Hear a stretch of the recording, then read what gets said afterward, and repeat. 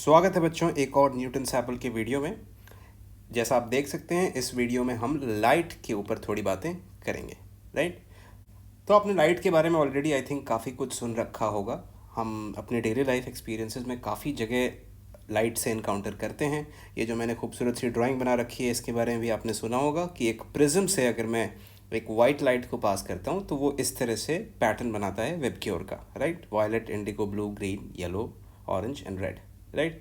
तो ये इतना इंटरेस्टिंग फिनोमिना है एक्चुअली नेचर का बच्चों कि काफ़ी सारे लोगों ने एंशियंट टाइम से ही इस पे स्टडी करने का ट्राई किया, राइट फ्रॉम प्लेटो के ज़माने से। लेकिन अभी हम ना ब्रीफ हिस्ट्री की थोड़ी सी बात करेंगे जो ज़्यादा रेलेवेंट प्ले करेगी।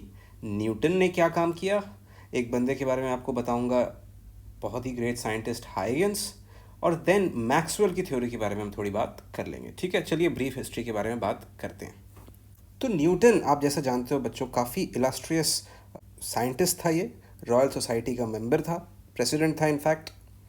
और इसने काफ़ी लाइट पे काम किया। अपने बुक्स ऑप्टिक्स जो इसने निकाला, of course optics with a के लैटिन में, उसमें इसने काफ़ी बातों को लिस्ट किया। तो इसने ना लाइट को एक बेसिकली जो थ्योरी दी, हम उसे कहते हैं द कॉर्पस्क्यूलर थ्योरी।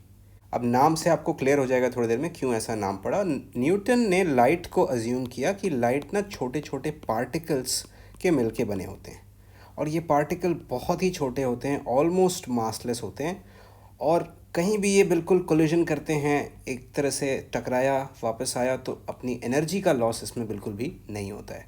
ऐसे ही छोटे पार्टिकल्स को बेसिकली न्यूटन ने कॉर्पस्कल्स कहा, राइट। तो इसकी मदद से न्यूटन ने जो भी दो फिनोमिना जिसको हम स्टडी करेंगे भी आगे, जो प्राइमरली देखने को मिलती है रिफ्लेक्शन, कि एक प्लेन सरफेस पे लाइट आके ऐसे रिफ्लेक्ट कर जाती है, और रिफ्रैक्शन कि अगर एक मीडियम में चेंज होती है लाइट की तो वो थोड़ी सी बेंड करती है, राइट। इन दोनों को ही बच्चों कॉर्पस्कुलर थ्योरी से न्यूटन ने एक्सप्लेन कर दिया था। फिर आगे जाकर एक डच फिजिसिस्ट आया जिसका नाम था क्रिश्चियन हाइगन्स। अब इसने एक इंडिपेंडेंटली काम किया लाइट के प्रॉपर्टी पर, एंड ही सजेस्टेड कि लाइट एक्चुअली ना वेव नेचर शो करती हैं, छोटे छोटे वेव्स के मिलके बनते हैं लाइट, राइट। तो इसके बारे में एक्चुअली आप हायर क्लासेस में पढ़ोगे कि इसने और क्या काम किया, इसके प्रिंसिपल के बारे में आप डेप्थ में पढ़ोगे। But to distinguish Newton and Huygens, Newton ने लाइट को बिल्कुल छोटे छोटे पार्टिकल्स की तरह माना, वहीं हाइगन्स ने माना कि नहीं, ये वाटर में जैसे वेव्स आपने देखी है, वेव कुछ नहीं होता, एक एनर्जी जो प्रोपोगेट करती है एक जगह से दूसरे जगह, उसी को हम वेव कहते हैं। अब लाइट और वेव में तो ऐसे काफ़ी डिस्टिंक्शन है। तो एक ऑफ कोर्स डिबेट हो गया कि भाई न्यूटन सही है या हाइगन्स सही है, और इसका काम, हाइगन्स का काम was actually considered a direct attack on Newton का काम। तो if legends are to be believed, Christian Huygens was actually banished from the town, उसे बिल्कुल बाहर कर दिया गया और उसकी बात नहीं मानी गई। अनटिल काफ़ी साल बीत गए और एक बंदा आया, जेम्स क्लर्क मैक्सवेल। तो मैक्सवेल बेसिकली ये इंडिपेंडेंटली अलग बहुत रिसर्च कर रहा था इलेक्ट्रिसिटी एंड मैग्नेटिज्म पे, राइट। और इसने मिल करके एक थ्योरी दी थी अपनी, मैक्सवेल थ्योरी ऑफ इलेक्ट्रोमैग्नेटिज्म, जिसमें इसने फाइंड आउट किया कि इलेक्ट्रिसिटी और मैग्नेटिज्म एक्चुअली एक सेम फिनोमिना के दो ही पहलू हैं, अलग अलग नहीं हैं। तो जब ऐसा उसने किया तो ही केम अक्रॉस एक डिफरेंट काइंड ऑफ वेव जिसे उसने कहा इलेक्ट्रोमैग्नेटिक वेव। और जब इसने इसकी स्पीड कैलकुलेट करी इन वैक्यूम तो it came out to be, जिसे हम जानते हैं the speed of light, 3 × 10⁸ metre पर सेकेंड। तो इसने कंक्लूसिवली प्रूव किया अपने थ्योरी से कि नहीं, लाइट एक्चुअली एक वेव ही है, एक इलेक्ट्रोमैग्नेटिक वेव है, राइट।